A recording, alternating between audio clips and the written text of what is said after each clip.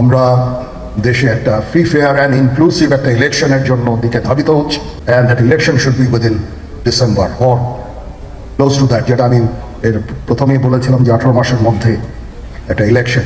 বাংলাদেশ সেনাবাহিনীর প্রধান জেনারেল ওয়াকারুজ্জামান স্পষ্ট জানিয়ে দিয়েছেন, তিনি দেশ ও জাতিকে সঠিক পথে প্রতিষ্ঠিত করে সেনানিবাসে ফিরে যেতে চান। কোনো রাজনৈতিক উচ্চাকাঙ্ক্ষা নেই। তার একমাত্র লক্ষ্য দেশের স্থিতিশীলতা ও একটি সুষ্ঠু নির্বাচন নিশ্চিত করা। তিনি আশা প্রকাশ করেন, ডিসেম্বরের মধ্যেই সেই নির্বাচন অনুষ্ঠিত হবে।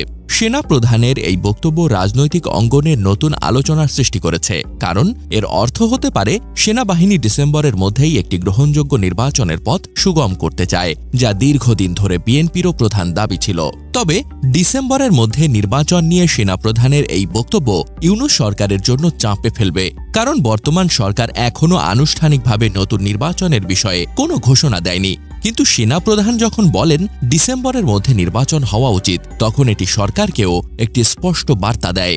সরকার যদি সেনাপ্রধানের বক্তব্যকে সমর্থন করে, তাহলে তারা একটি নির্বাচনের পথে এগোতে পারে। কিন্তু যদি সেনাপ্রধানের বক্তব্যকে এড়িয়ে যায়, তাহলে রাজনৈতিক অস্থিরতা আরও বাড়তে পারে। যদি নির্বাচনের সময় আরও দীর্ঘায়িত করতে চায়, তাহলে বিএনপি ও সেনাবাহিনী আরও চাপ দিতে পারে।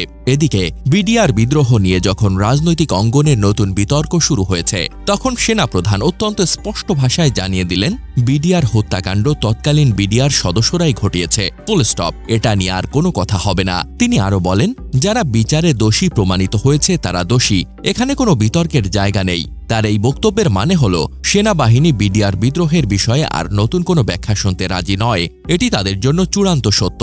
সেনাপ্রধান বলেন, 7 মাসে অনেক হয়েছে, ইনাফ ইজ এনাফ। আমি চাই আমাদের পরবর্তী প্রজন্মের জন্য একটি সুন্দর দেশ রেখে যেতে। এই বক্তব্য একটি বড় বার্তা বহন করে। সেনাবাহিনী আর দীর্ঘদিন রাজনৈতিক অস্থিরতা সহ্য করবে না। অপরাধীদের দ্রুত বিচার ও শান্তি প্রতিষ্ঠা করতে চায়। তারা চান যত দ্রুত সম্ভব সেনাবাহিনী ব্যারাকে ফিরে যাক। সেনাপ্রধান আরও বলেন, বর্তমানে পুলিশ সদস্যরা কাজ করতে পারছে না, কারণ অনেকেই কারাগারে। RAB, BGB আতঙ্কগ্রস্ত। 30,000 সেনাবাহিনীর সদস্য দিয়ে আমরা পুরো দেশ কিভাবে সামাল দেব? দেশের শান্তি রক্ষা শুধু সেনাবাহিনীর দায়িত্ব নয়, আনসার বাহিনীও আছে। আমরা চাই না সেনাবাহিনী সবকিছুর দায়িত্ব নেই। আমরা চাই আইন শৃঙ্খলা রক্ষাকারী বাহিনী এবং রাজনৈতিক শক্তিগুলো তাদের ভূমিকা পালন করুক। 25 ফেব্রুয়ারি মঙ্গলবার জাতীয় শহীদ সেনা দিবসে রাজধানীর রাওয়া ক্লাবে এক ফটো এক্সিবিশনে তিনি এই বক্তব্যগুলো দেন।